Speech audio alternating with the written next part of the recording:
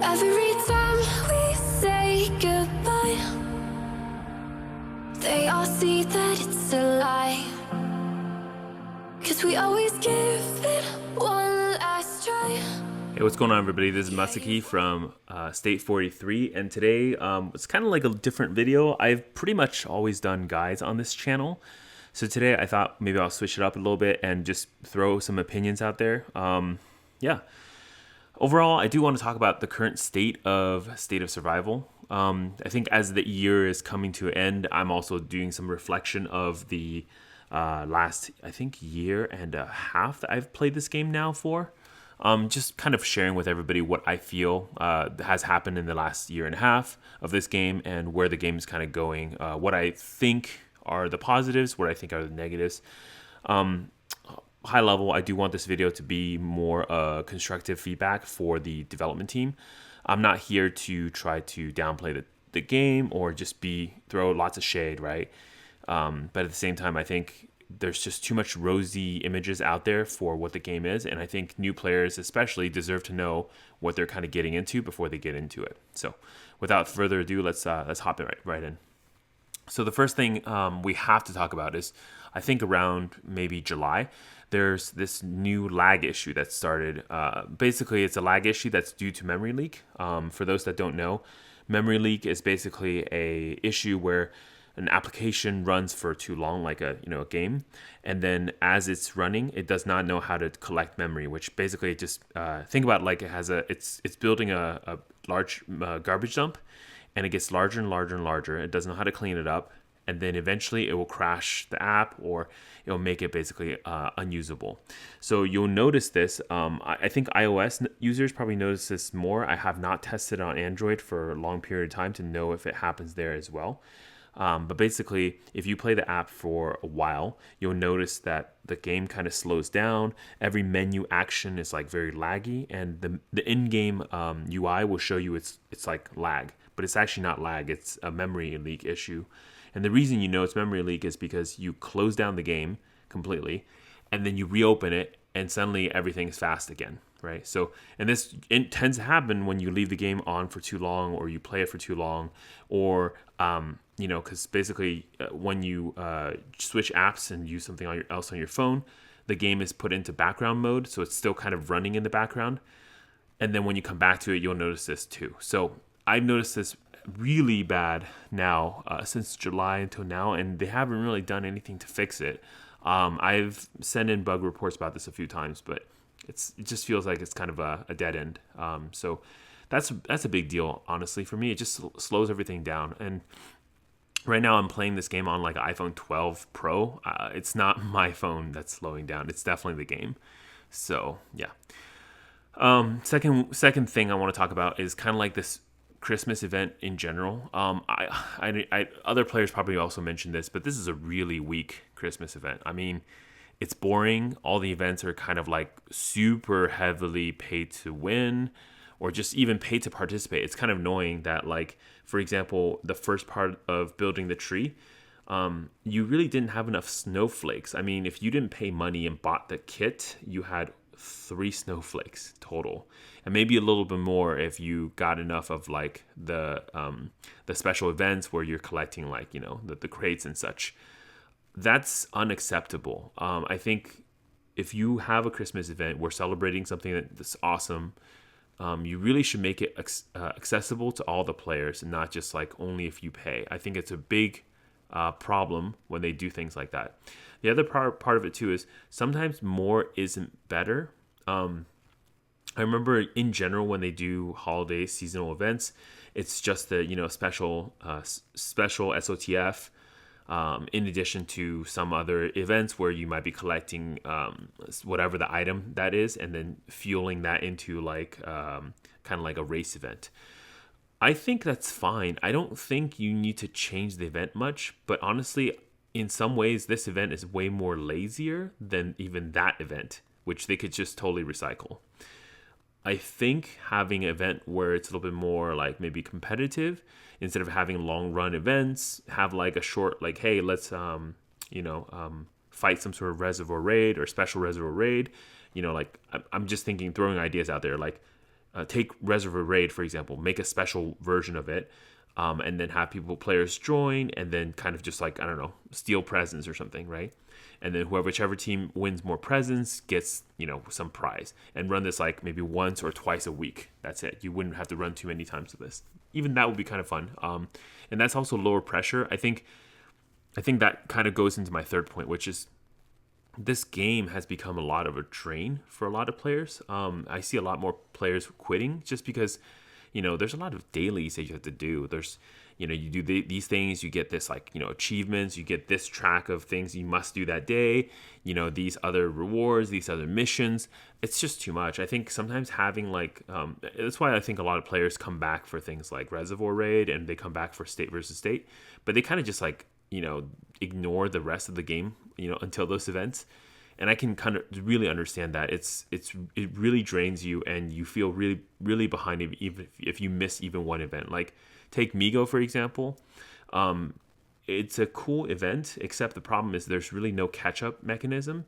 Meaning, let's say for Migo, if you didn't do your intels for one day, right, because of the way the rankings work, you're likely going to be ranked like 300-400 lower just because you didn't do intel that day. Because everyone's going to do their intel, and that's a very basic thing that you need to kind of like have. And that kind of sucks for a lot of players who don't have the time to devote to this game like all the time. Had a family vacation, forgot to do something, right? Especially around this time of year. Everyone's kind of busy with family. I think it's respectful to give some of that time back to the players instead of robbing more of their time to do things.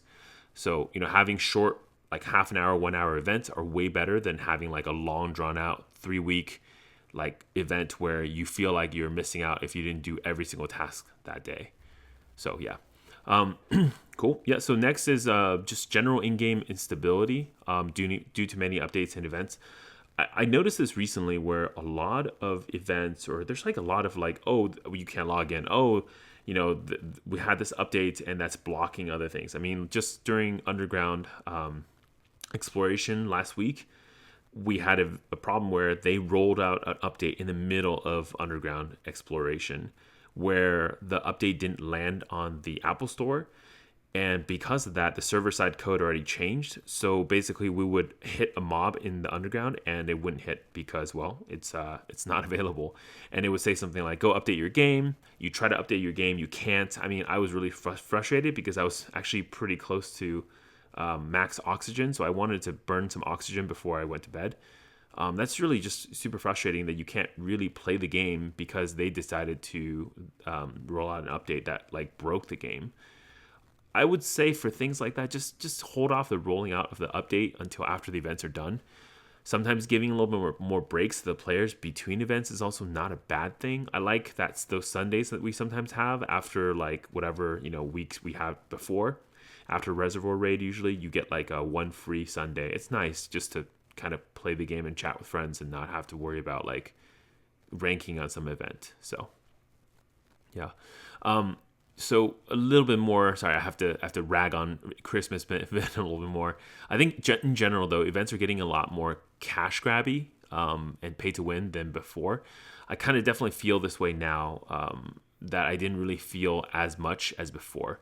So basically, like again, Christmas event, you basically, if you want the tree to even be greater than level 3, you pretty much have to pay. If you want the tree to be kind of like level 3, barely.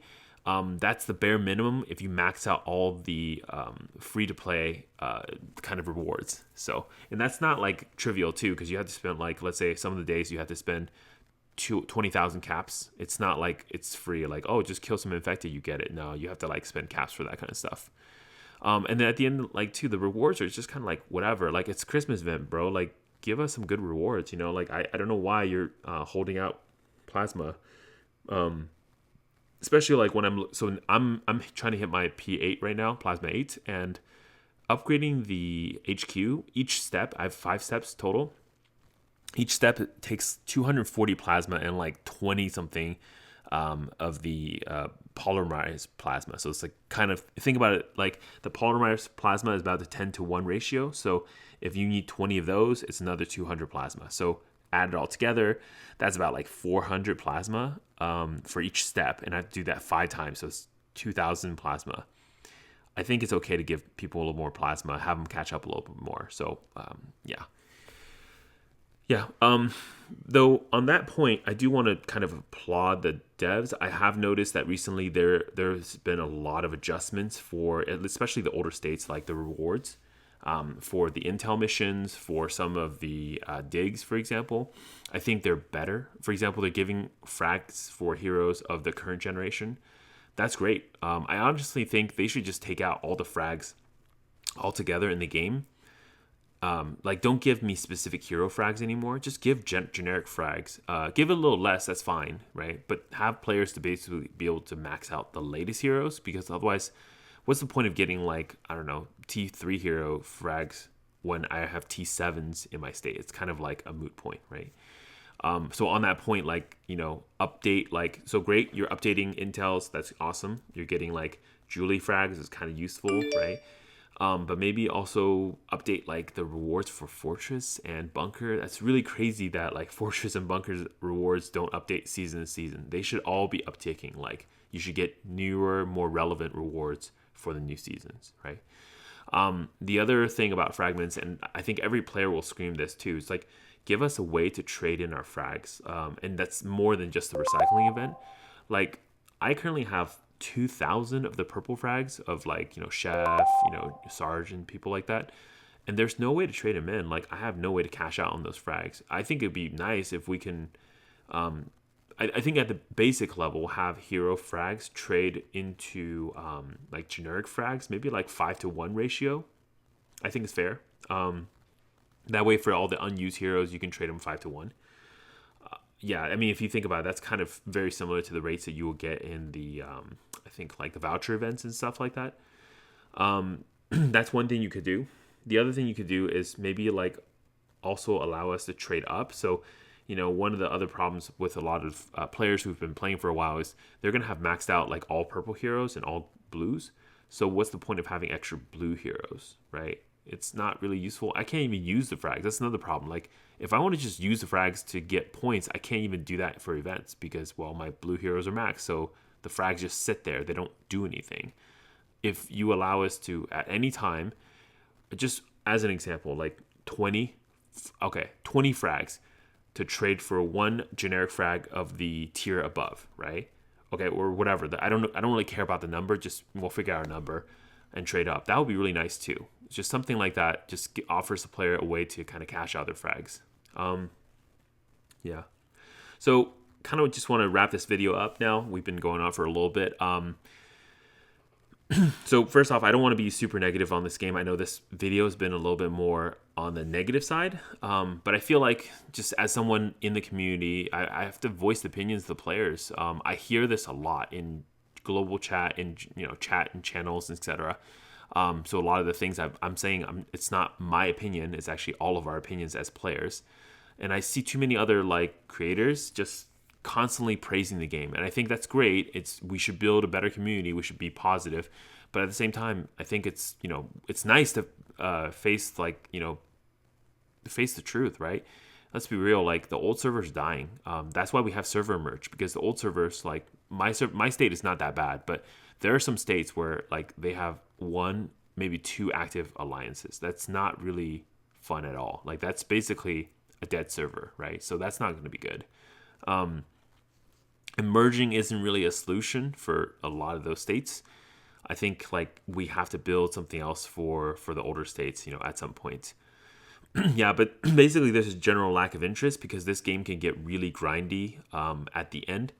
And let's say you spend money, even if you spend some amount of money, but not too much, then you don't really get much anyways because of the catch-up mechanisms in this game. So what I mean by catch-up mechanism is the game is built in a way whereby, like, you can, as the state gets older, it is easier to speed through the earlier levels. Like, when the state just starts, it's actually harder to go from, like, say, HQ1 to HQ30 than a state that's, like, been around for a while, because the rewards you're getting are way better. So the problem with a lot of spenders is that, especially if they don't spend too much, they will always, like, get ahead a little bit, but then start, the other players will catch up to them. and then it'll feel like you didn't really spend anything anyways, right? So basically, my recommendation is spend for things that you like, skins and stuff like that. But if you're trying to be the head of the pack, you're pretty much going to be looking at spending a lot of money constantly and continuously. So just be aware of that, or be okay to be the middle of the pack, just spending time. But yeah, even if you max out time, you're never going to be top. So just understand that too. Yeah. So basically, the other problem is also that the needed materials for grinding, for like progression, are kind of like out of reach for most players. And the other thing is also things like T11 aren't even worth it compared to like Plasma 8 troops. So something to think about. I mean, obviously T11 Plasma 8 is better than Plasma 8, of course, T10. But if you have T10 Plasma 8 versus T11, let's say Plasma 7, it's better to have Plasma 8 T10s actually. So something to think about too. Anyways, I think there's some balance issues. Obviously, I understand the game has to earn money, so the monetization model kind of makes sense for games like this. But I do want to just say, hey, like in general, we could probably do better. Yeah, so I'm not even sure what this video is all about. I think kind of like more ranty now from my side. But I'm making videos like this. If you find this useful or you like videos like this, leave me a thumbs up. Let me know. Leave me some comments and stuff like that. I can make more content like this. In general, I make a lot of guides, obviously, for those who has been around with my channel for a while. You know what I do here. But yeah, I do have an opinion. I am a real human, not a robot. So yeah, anyways, this is Masaki from State 43. Wishing everybody, happy holidays, Merry Christmas, Happy New Year, and of course, stay I just classy. wanna be happy.